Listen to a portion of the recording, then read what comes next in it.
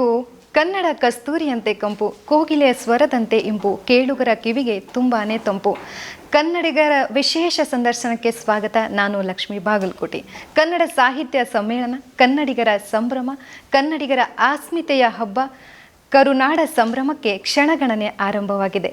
87ನೇ ಅಖಿಲ ಭಾರತ ಕನ್ನಡ ಸಾಹಿತ್ಯ ಸಮ್ಮೇಳನದ ಅಧ್ಯಕ್ಷ ಸ್ಥಾನವನ್ನು ವಹಿಸಿಕೊಳ್ತಾ ಇರುವಂತಹ ಗೋರು ಚನ್ನಬಸಪ್ಪನವರು ನಮ್ಮ ಜೊತೆಗಿದ್ದಾರೆ. ಅವರನ್ನು ಮಾತಾಡ್ತಾ ಹೋಗ್ತೇನೆ. ಮೊದಲನೇದಾಗಿ ತಮಗೆ ಅಭಿನಂದನೆಗಳು ಸರ್. ಒಳ್ಳೆಯದಮ್ಮ. ಅಶ್ವವೇಗ ಸುದ್ದಿ ವಾಹಿನಿಗೆ ಸ್ವಾಗತ. ಒಳ್ಳೆಯದು ಸರ್. ತಾವು ತಮ್ಮ ಜೀವನದುದ್ದಕ್ಕೂ ಕೂಡ ಸಾಕಷ್ಟು ಕನ್ನಡ ಸಾಹಿತ್ಯದಲ್ಲಿ ಭಾಗಿಯಾಗ್ತಾ ನಿಮ್ಮದೇ ಆದ ಕನ್ನಡ ಸಾಹಿತ್ಯ ಕೃಷಿಯನ್ನು ಮೆರೆದಿದ್ದೀರಿ. ಅದರ ಜೊತೆಗೆ ಇವತ್ತು 87ನೆಯ ಕನ್ನಡ ಸಾಹಿತ್ಯ ಸಮ್ಮೇಳನದ ಅಧ್ಯಕ್ಷರಾಗಿ ಭಾಗಿಯಾಗ್ತಾ ಇದ್ದೀರಿ. ಹೇಗನ್ನಿಸ್ತಾ ಇದೆ? ಒಂದು ಕನ್ನಡ ಸಾಹಿತ್ಯ ಸಮ್ಮೇಳನದ ಅಧ್ಯಕ್ಷತೆ ಅಂದರೆ ಒಂದು ಉನ್ನತ ಗೌರವದ ಸ್ಥಾನ.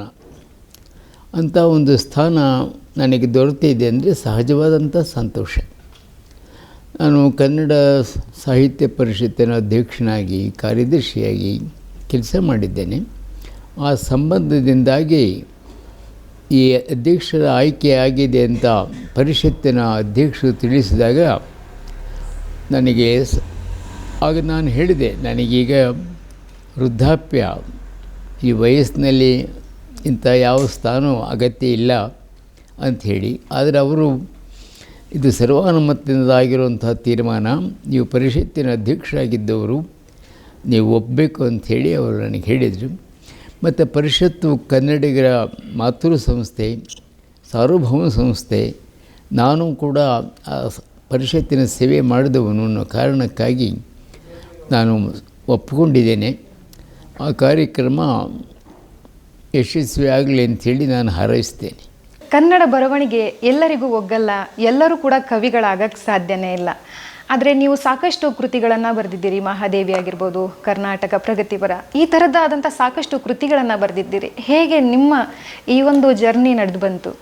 ಸಾಹಿತ್ಯ ಕೃತಿಗಳ ರಚನೆ ಮಾಡೋದ್ರಲ್ಲಿ ನಂದೇನು ಹೆಚ್ಚುಗಾರಿಕೆ ಇಲ್ಲ. ಬೇಕಾದಷ್ಟು ಜನ ಬೇಕಾದಷ್ಟು ಗ್ರಂಥಗಳನ್ನು ಬರೆದಿದ್ದಾರೆ. ನಾನು ಆಯಾ ಸಂದರ್ಭಕ್ಕೆ ಅಗತ್ಯ ಅಂತಂದಾಗ ಕೆಲವು ಕೃತಿಗಳನ್ನು ರಚನೆ ಮಾಡಿದ್ದೇನೆ. ಬಹುಮಟ್ಟಿಗೆ ನಾನು ಅಲ್ಲಲ್ಲಿ ಮಾತನಾಡಿದ್ದು ಕೃತಿಗಳಾಗಿ ಹೊರಗಡೆ ಬಂದಿದೆ. ಅದು ಸಾಹಿತ್ಯದ ಕೆಲಸ ಮಾಡಿದ್ದಾವೆ. ಬಹಳ ಮುಖ್ಯವಾದ್ದು ನನ್ನ ಆಶಯ ಸಮಾಜ ಶಿಕ್ಷಣ. ಸಮಾಜ ಒಂದು ಸಭ್ಯ ಸಮಾಜ ಆಗಬೇಕು, ಸಾತ್ವಿಕ ಸಮಾಜ ಆಗಬೇಕು ಅಂಥೇಳಿ ನಾನು ಅಲ್ಲಲ್ಲಿ ಮಾತನಾಡಿದ್ದೇನೆ. ಅವನ್ನೆಲ್ಲ ಕೃತಿ ರೂಪದಲ್ಲಿ ತಂದಿದ್ದಾರೆ.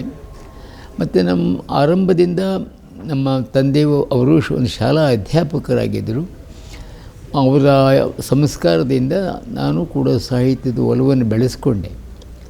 ಮತ್ತು ನಾನು ಹಳ್ಳಿಯಲ್ಲಿ ಮೊದಲು ಇದ್ದದ್ದು ನಮ್ಮ ಹುಟ್ಟು ಊರು ಗುಂಡೇದಹಳ್ಳಿ ಅಂತ ಚಿಕ್ಕಮಗಳೂರು ಜಿಲ್ಲೆಯ ಅಜ್ಜಂಪುರ ತಾಲೂಕಿನಲ್ಲಿದೆ. ನಾನು ಬೆಂಗಳೂರಿಗೆ ಬಂದ ಮೇಲೆ ಸರ್ಕಾರಿ ಕರ್ತವ್ಯದ ಮೇಲೆ ಅನೇಕ ಜನಗಳ ಪರಿಚಯ ಆಯಿತು, ಸಾಹಿತಿಗಳ ಪರಿಚಯ ಆಯಿತು, ಕನ್ನಡ ಸಾಹಿತ್ಯ ಪರಿಷತ್ತಿನ ಸಂಪರ್ಕ ಹತ್ತಿರ ಆಯಿತು. ಹೀಗಾಗಿ ಒಂದಷ್ಟು ಕೆಲಸ ಮಾಡಲಿಕ್ಕೆ ಸಾಧ್ಯವಾಯಿತು.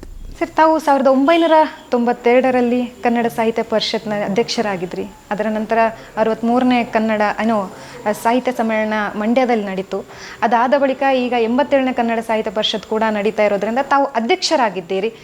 ಸೊ ಆಗ ನಡೆದಿರುವಂತಹದ್ದಕ್ಕೂ ಮತ್ತು ಈಗ ನಡೀತಾ ಇರೋದಂಥದ್ದಕ್ಕೂ ಏನೆಲ್ಲ ಬದಲಾವಣೆಗಳನ್ನು ಕಾಣ್ಬೋದು? ಸಾಹಿತ್ಯ ಸಮ್ಮೇಳನದಲ್ಲಿ ಬದಲಾವಣೆ ಸ್ವರೂಪದಲ್ಲಿ ಎನ್ನುವಂಥ ಬದಲಾವಣೆ ಕಾಣೋದಿಲ್ಲ. ಎಂದಿನಂತೆ ಸಾಹಿತ್ಯ 3 ದಿವಸದ ಕಾರ್ಯಕ್ರಮಗಳಲ್ಲಿ ಬೇರೆ ಬೇರೆ ವಿಷಯಗಳ ಬಗ್ಗೆ ಗೋಷ್ಠಿಗಳು ನಡೀತವೆ. ಸಾಯಂಕಾಲ ಸಾಂಸ್ಕೃತಿಕ ಕಾರ್ಯಕ್ರಮ ನಡೀತದೆ. ಭಾಳ ದೊಡ್ಡ ಪ್ರಮಾಣದಲ್ಲಿ ಪುಸ್ತಕಗಳ ಮಾರಾಟ ವ್ಯವಸ್ಥೆ ಇರ್ತದೆ. ಮತ್ತು ಎಲ್ಲದಕ್ಕಿಂತ ಮುಖ್ಯವಾದ್ದು ನಾಡಿನ ನಾನಾ ಭಾಗದ ಸಾಹಿತಿಗಳು, ಕಲಾವಿದರು ಒಂದು ಕಡೆ ಸೇರ್ತಾರೆ. ಅದನ್ನೆಲ್ಲ ನೋಡಲಿಕ್ಕೆ ಪ್ರತಿನಿಧಿಗಳಿಗೆ ಮತ್ತು ಆಸಕ್ತ ಜನರಿಗೆ ಒಂದು ಅವಕಾಶ ಆಗ್ತದೆ. ಇದೊಂದು ಸಾಂಸ್ಕೃತಿಕ ಸಮಾವೇಶ, ಒಂದು ಹಬ್ಬ, ನುಡಿ ಹಬ್ಬ ಇದು. ಈ ಹಬ್ಬದಲ್ಲಿ ಪಾಲ್ಗೊಳ್ಳೋರಿಗೆ ಸಹಜವಾಗಿ ಎಲ್ಲರೂ ಕೂಡ ಸಂತೋಷಪಡ್ತಾರೆ. ವರ್ಷಕ್ಕೊಮ್ಮೆ ನಡೆಯುವಂಥ ಈ ನಮ್ಮ ಹಳ್ಳಿಗಳಲ್ಲಿ ತೇರು ಜಾತ್ರೆ ನಡೆದ ಹಾಗೆ ಸಾಹಿತ್ಯಕ್ಕೆ ಸಂಬಂಧಿಸೇ ನಡೆಯುವಂಥ ಒಂದು ತೇರು ಜಾತ್ರೆ ಅಂತಂದರೆ ಬರೀ ಜನಸಮೂಹವಲ್ಲ. ಅಲ್ಲಿ ಪರಸ್ಪರ ಜನಗಳು ವಿಚಾರ ವಿನಿಮಯ ಮಾಡಿಕೊಳ್ತಾರೆ, ಪರಿಚಯ ಮಾಡಿಕೊಳ್ತಾರೆ. ಮತ್ತು ಅನುಭವ ಪಡೀತಾರೆ, ಮತ್ತು ಸಾಹಿತಿಗಳು ವಿದ್ವಾಂಸರು ಹೇಳಿದಂಥ ಮಾತುಗಳನ್ನು ಕೇಳ್ತಾರೆ. ಇದರಿಂದ ಸಾಹಿತ್ಯದ ಬಗ್ಗೆ ಕೆಲವರಿಗಾದರೂ ಕೂಡ ಆಸಕ್ತಿ ಉಂಟಾಗ್ತದೆ ಮತ್ತು ಓದೋ ಅಭಿರುಚಿನೂ ಬೆಳೀತಾ ಬರ್ತದೆ. ಈ ದೃಷ್ಟಿಯಿಂದ ನಾನು 94ರಲ್ಲಿ ಬಹುಶಃ 30 ವರ್ಷಗಳ ಹಿಂದೆ ನಾನು ಅಲ್ಲಿ ಸಮ್ಮೇಳನ ನಡೆದಿತ್ತು. ಬಹಳ ಮಂಡ್ಯದ ಜನ ತುಂಬ ಆಸಕ್ತಿ ವಹಿಸಿ ಅದಕ್ಕೆ ಬೇಕಾದ ಸಿದ್ಧತೆ ಮಾಡಿದರು. ಈಗಲೂ ಕೂಡ ಅದೇ ರೀತಿ ಅದಕ್ಕಿಂತ ಹೆಚ್ಚಿನ ಸಿದ್ಧತೆ ಮಾಡಿಕೊಂಡಿದ್ದಾರೆ. ಇದು ತುಂಬ ಅದು ಏಕೆಂದರೆ ಮಂಡ್ಯ ಅದು ಸಾಹಿತ್ಯ ಒಳ್ಳೊಳ್ಳೆ ಸಾಹಿತಿಗಳಾಗಿ ಹೋಗಿದ್ದಾರೆ.